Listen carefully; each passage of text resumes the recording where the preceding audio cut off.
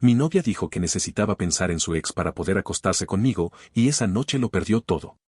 Rita y yo estuvimos juntos poco más de un año. Cuando lo digo así suena simple, como si hubiera sido una relación más y ya. Pero la verdad es que, si la repaso desde el inicio, me doy cuenta de que yo mismo fui aceptando cosas que no debí normalizar. Nos conocimos por amigos en común. Una reunión cualquiera, de esas donde vas sin expectativas y terminas hablando con alguien como si lo conocieras de antes.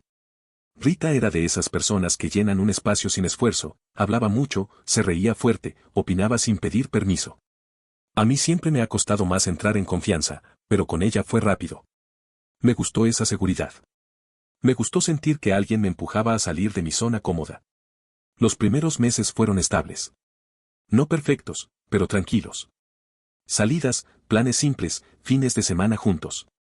Ella era cariñosa cuando quería serlo, detallista a su manera. Yo pensaba que, con el tiempo, íbamos a encajar todavía mejor. El primer problema serio no fue una infidelidad ni una pelea grande. Fue algo más difícil de señalar porque no era constante, no era diario, pero cuando pasaba, arruinaba todo. El alcohol. Rita no bebía todos los días. No era de esas personas que necesitan tomar para funcionar. El problema era lo que ocurría cuando tomaba. Con 2 o 3 tragos ya empezaba a cambiarle el tono. Con más, perdía completamente el filtro. Y no era solo que se pusiera más suelta o más ruidosa. Era cruel. Le salían comentarios que no tenía necesidad, como si buscara pinchar a alguien solo para ver qué pasaba. Al principio lo minimicé. Me dije lo típico, se pasó de copas, está exagerando, no lo dijo en serio. También me repetía que todos tenemos un lado torpe cuando estamos borrachos, que no era justo juzgarla por eso. El problema es que no fue una vez. Ni 2. Fue un patrón. La primera vez que me dio verdadera vergüenza ajena fue en una revelación de sexo de unos amigos cercanos. Era una reunión pequeña, de esas medio familiares, con comida, globos y bromas suaves. Todo normal. Pero Rita ya había bebido bastante desde temprano, y cuando empezaron los juegos típicos, ella se puso en modo yo soy la más graciosa sin medir a quien estaba pasando por encima. En un momento, sin que nadie se lo pidiera, se acercó a la futura mamá y, con esa sonrisa torcida que yo ya empezaba a reconocer, soltó algo que me dejó frío. Dijo que ojalá el bebé fuera niña, porque si era niño, seguro iba a salir muy femenino, ya que el papá no parecía un hombre de verdad. Fue como si alguien apagara la música. Hubo silencio inmediato. Nadie se rió. Nadie supo cómo reaccionar. Yo me quedé paralizado, sintiendo esa mezcla horrible de incomodidad, rabia y vergüenza, como si el comentario también me manchara a mí por estar ahí, al lado de ella. Intenté intervenir. Le pedí, bajito, que parara, que no siguiera. Rita se rió como si todos fueran unos exagerados, como si el problema fuera que los demás no entendían su humor. Esa noche, de regreso a casa, exploté. No grité, pero sí le hablé directo. Le dije que había sido inapropiada, que había herido a gente que no lo merecía, que había cruzado una línea. Su respuesta fue la primera de muchas. Estaba borracha. Exageras todo. Y luego soltó una frase que me quedó rondando en la cabeza, porque lo dijo con una seguridad absurda, como si fuera una verdad inevitable. Cuando bebo se me sale mi verdadero yo. Me lo dijo como si eso la justificara. Como si fuera hasta algo auténtico. Yo no supe qué contestar. En ese momento quise creer que no hablaba en serio, que el alcohol solo amplificaba torpezas, no intenciones reales. Quise creer que se arrepentía, aunque no lo dijera con esas palabras. El tiempo pasó y siguieron ocurriendo escenas. No siempre eran ataques directos, a veces era simplemente desagradable. Una vez, por ejemplo, casi no quiso ir a una fiesta porque decía que estaba mal del estómago. Yo pensé que de verdad se sentía mal y hasta le dije que no fuéramos, que no tenía que forzarse. Ella insistió en ir. Y ahí, frente a personas que apenas conocía, decidió contar con lujo de detalle todo lo que le había pasado durante el día. Lo describió sin pudor, el dolor, el baño, el color, el olor, todo. 5 minutos de una narración que nadie pidió y que solo hacía que la gente se mirara entre sí, incómoda, buscando cómo escapar. Yo le pedí discretamente que parara. Me miró como si yo fuera el problema y dijo algo como que la gente era demasiado delicada. Yo me quería hundir. Ese tipo de momentos se repitieron varias veces. Y siempre era lo mismo, yo hablaba con ella después, en privado, tratando de explicarle que nos dejaba mal, que no era necesario, que a veces parecía que disfrutaba incomodar a los demás. Rita asentía, prometía controlarse, y por un tiempo se controlaba. Hasta la siguiente copa.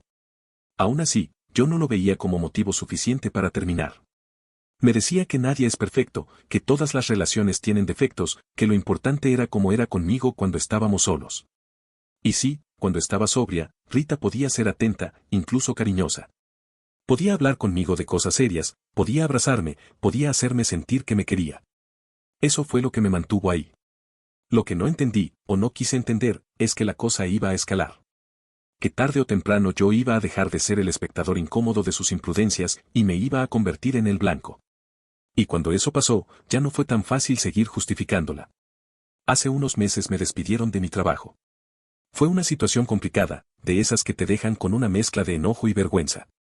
Desde mi punto de vista fue injusto, recortes, decisiones mal tomadas, gente que no entendía lo que yo hacía. Pero igual me afectó. Me pegó en el orgullo, en la seguridad, en todo. Me sentí humillado, preocupado, con miedo. Pasé noches sin dormir. Mandaba currículums como loco, revisaba correos cada rato, y aún así sentía que iba tarde a todo. Rita vio todo eso. Vio mi ansiedad, mi cara cansada, mi silencio. Yo esperaba comprensión. Un poco de apoyo, al menos. Un fin de semana después del despido, ella insistió en que fuéramos a una fiesta. Yo no tenía ganas, pero pensé que tal vez me haría bien salir, distraerme, recordar que el mundo no se acababa por un trabajo. Rita empezó a beber desde temprano. Yo me mantuve sobrio. No por moral, sino porque no quería perder el control con todo lo que tenía encima. En algún punto de la noche, alguien mencionó el tema del trabajo. Alguien preguntó cómo me iba, si ya había encontrado algo nuevo. Yo iba a responder, pero Rita se adelantó. Se giró hacia el grupo con una sonrisa que todavía recuerdo, y dijo: la verdad, ya era hora de que se dieran cuenta de que eres un bueno para nada. La frase cayó como un golpe seco. No hubo risa. No hubo tono de broma que lo suavizara. Hubo miradas incómodas, silencios raros, gente que fingió que no escuchó. Yo sentí calor en la cara, como si me hubiera dado una fiebre instantánea. Se me cerró el estómago. No supe qué decir. No quise hacer una escena.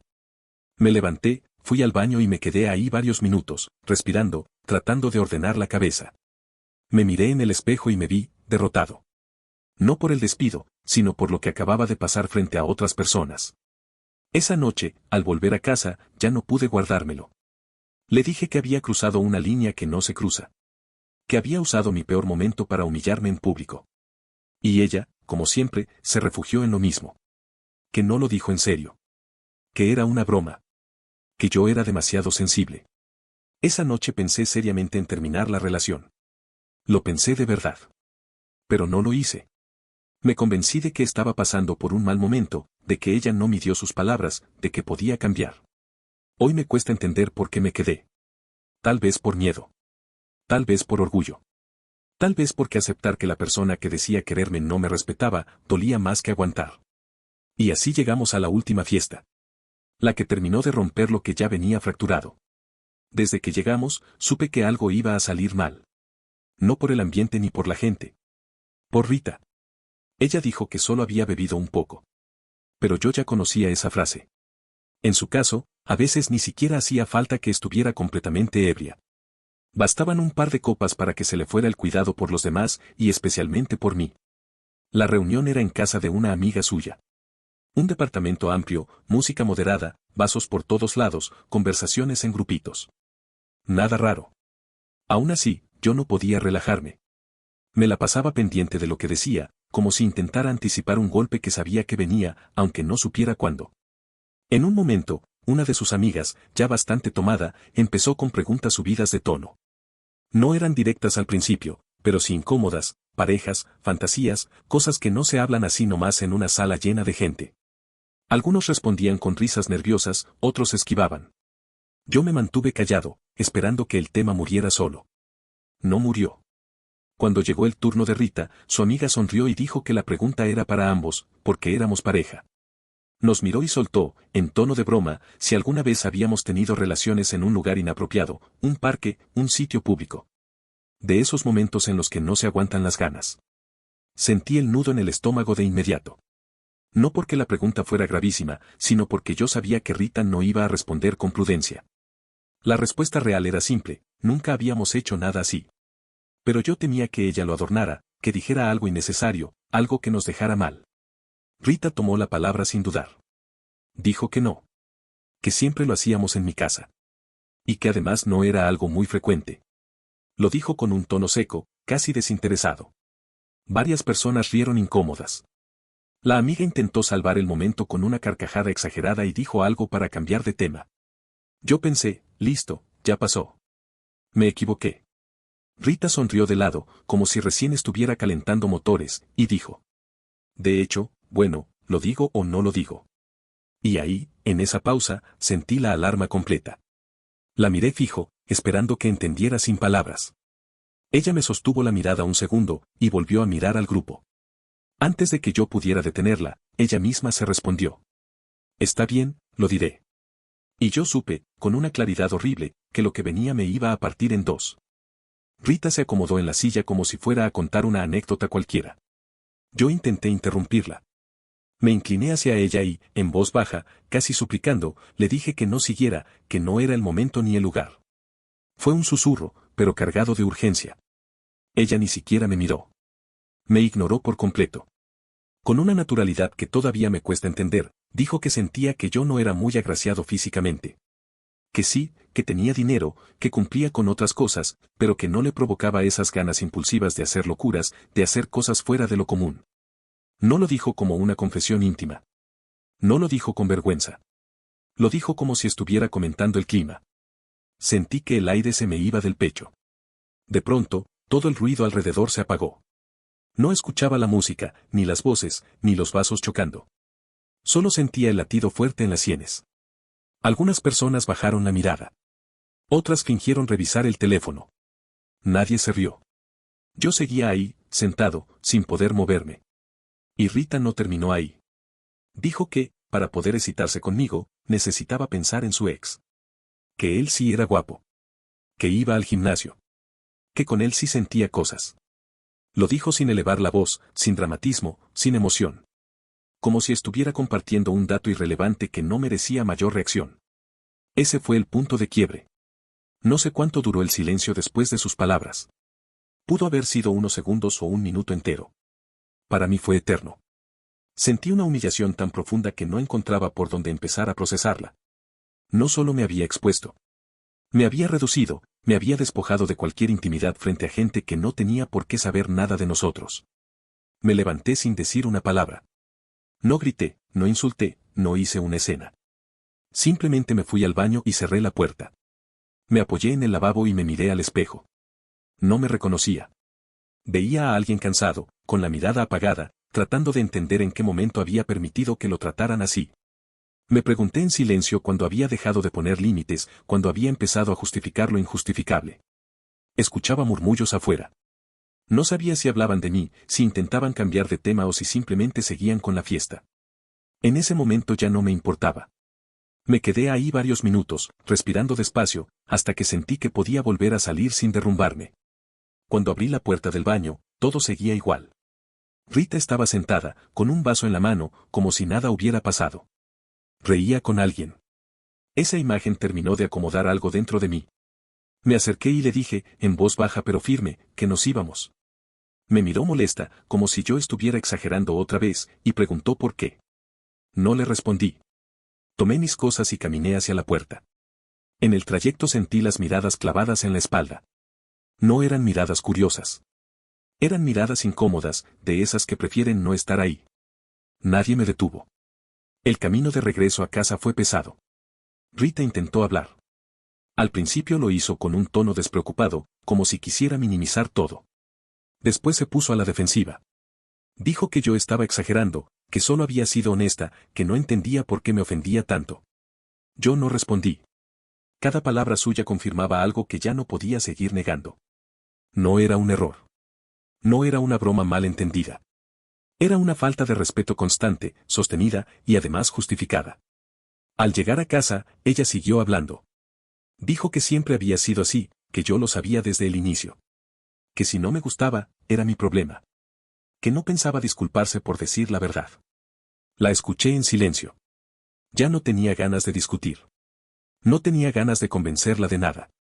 Cuando terminó de hablar, solo le dije que se fuera a dormir. Me miró con desconfianza por un segundo, como si esperara una reacción más fuerte, un grito, un portazo. No se lo di. El alcohol y el cansancio hicieron el resto. Se metió en la cama y, en pocos minutos, se quedó dormida. Yo fingí dormir. Me quedé quieto, con los ojos cerrados, escuchando su respiración. Sentía una mezcla rara de calma y tensión. No era alivio. Tampoco era ira descontrolada. Era algo más frío, más claro.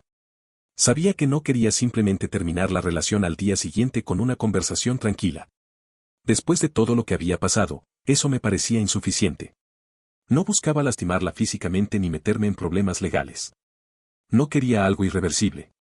Pero sí quería que sintiera, aunque fuera por un momento, la inseguridad y el desconcierto que yo había sentido esa noche. Rita se despertaría a las 7 de la mañana para ir a trabajar. Yo lo sabía bien. Durante toda la noche estuve despierto, pensando. Dándole vueltas a cada detalle. No quería improvisar. No quería cometer un error que luego me pusiera en desventaja. Y fue en ese silencio, mientras ella dormía, cuando pensé en el auto. Rita no sabía nada de mecánica. Para ella, un coche funcionaba o no funcionaba, y punto. Además, el auto no lo había comprado ella. Lo había comprado yo, a mi nombre, cuando empezamos a vivir juntos, porque en ese momento me pareció lo más práctico. Lo mismo con la casa. Legalmente, todo estaba a mi nombre. Con cuidado de no hacer ruido, me levanté de la cama. Me vestí despacio y bajé al garaje. Abrí el cofre del coche y, con las herramientas básicas que tenía ahí, desconecté y retiré la batería. No rompí nada. No forcé nada. No dejé marcas. Simplemente dejé el auto completamente inoperable. Volví a la cama antes de que amaneciera. No dormí ni un minuto. Cuando el despertador sonó, yo ya estaba despierto. Rita se levantó apurada, todavía algo desorientada. Me preguntó si llevaba rato despierto. Asentí. Me preguntó si ya no estaba molesto por lo de la noche anterior. La miré y le respondí, con el tono más neutro que pude, que no, que estaba todo bien. Pareció aliviada. Se arregló rápido y bajó al garaje. Escuché el intento de encendido 1, 2, 3 veces. Luego, silencio. Al poco rato volvió a entrar, visiblemente molesta, diciendo que el coche no arrancaba. Fui con ella al garaje. Fingí revisar el motor, miré debajo del cofre, negué con la cabeza como alguien preocupado. Le dije que probablemente era algo eléctrico y que lo mejor sería llevarlo al taller. Empezó a quejarse, a decir que no tenía tiempo, que llegaría tarde. Le propuse que se fuera en Uber y que yo me encargaba del coche. Aceptó de mala gana. Cuando el Uber se la llevó, la casa quedó en silencio. Esperé unos minutos. Luego volví al garaje, coloqué la batería en su lugar y cerré el cofre. El auto arrancó sin problemas. El plan original era simple. Dejar el coche en casa de un amigo, volver más tarde, terminar con Rita y decirle que el auto seguía en el taller. La relación se acababa y ella se quedaba sin el coche que usaba todos los días. En ese momento, eso me parecía suficiente. Pero mientras salía de la casa con mi amigo, algo empezó a acomodarse distinto en mi cabeza. Y ahí fue cuando recordé a Mónica. Mientras manejábamos, ese nombre empezó a ocupar más espacio en mi cabeza del que esperaba. Mónica. La hermana de Rita. Hasta ese momento la había mantenido fuera de todo, como si no existiera, pero la verdad es que siempre estuvo ahí, en el fondo.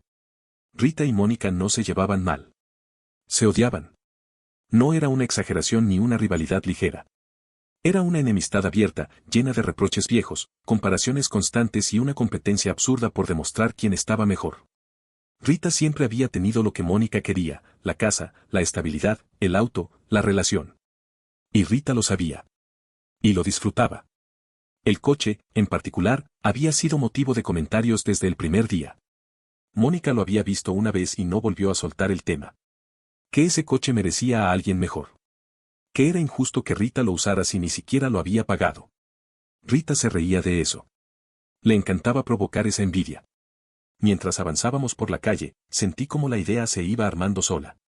Dejar el coche en casa de un amigo iba a incomodar a Rita, sí. Pero dejarlo en manos de su hermana, eso era otra cosa. No solo se quedaba sin el auto, sino que lo vería exactamente donde más le dolía. Miré a mi amigo y le dije que necesitaba cambiar el plan. Di la vuelta en una intersección y tomé otro camino. Me preguntó a dónde íbamos ahora. Le respondí que a casa de Mónica. No expliqué más. En ese momento sentí algo extraño, no euforia, no alegría. Una calma fría, como si cada decisión que tomaba cerrara algo que llevaba demasiado tiempo abierto. Llegamos a media mañana. Le pedí a mi amigo que se quedara en el coche y tomé el teléfono. Marqué el número de Mónica. Contestó casi de inmediato. Hola, Mónica, dije. Tengo una sorpresa para ti. Del otro lado soltó una risa breve, cargada de ironía. ¿Qué? ¿Terminaste con Rita y ahora vienes a buscarme a mí? No me sorprendió. Siempre hablaba así. Directa, provocadora, intentando ponerse por encima de su hermana. No, respondí. Es algo mejor. Sal, estoy afuera de tu casa. Hubo un silencio corto. Dijo algo como que raro eres y colgó. Minutos después salió por la puerta. Cuando vio el coche, frunció el ceño y cruzó los brazos. ¿Qué es esto? Preguntó. ¿Vienes a presumirme el coche? Negué con la cabeza. No. Vengo a vendértelo. Su expresión cambió de inmediato. Primero confusión. Luego sorpresa. Después, una sonrisa lenta, incrédula. ¿Qué? Dijo. ¿Hablas en serio? El dueño soy yo. Soltó una carcajada seca. Me importa una mierda lo que piense Rita, dijo. Dime cuánto quieres. Propón tú. Me miró con desconfianza, evaluándome. Finalmente dijo que tenía $3,000. Asentí. Vendido. Mi amigo abrió los ojos como platos cuando escuchó eso. Me dijo en voz baja que ese coche valía mucho más. Lo miré sin emoción. No me importa, respondí. Solo me importa que lo tenga ella. Mónica se rió, claramente satisfecha. Tiene que haber sido grave, dijo. ¿Qué te hizo esa perra? No entré en detalles. Solo dije que había sido horrible conmigo. Mónica sintió como si disfrutara cada palabra. Solo dime una cosa, añadí. Quiero que en un rato la llames y le cuentes que te di el coche. Sus ojos brillaron. Disfrutaré su reacción, respondió sin ningún reparo. No sentí orgullo ni placer por eso. Solo confirmé, una vez más, qué tipo de persona era. Pero en ese momento, eso jugaba a mi favor. Hicimos el trámite ese mismo día. Firmas, papeles, dinero cambiando de manos. Todo rápido, casi mecánico. Cuando terminó, las llaves ya no eran mías. Mientras regresaba caminando, sentí una mezcla extraña de vacío y determinación. Sabía que no había marcha atrás. Rita todavía no lo sabía, pero cuando se enterara, entendería que no era solo una ruptura. Era un cierre definitivo.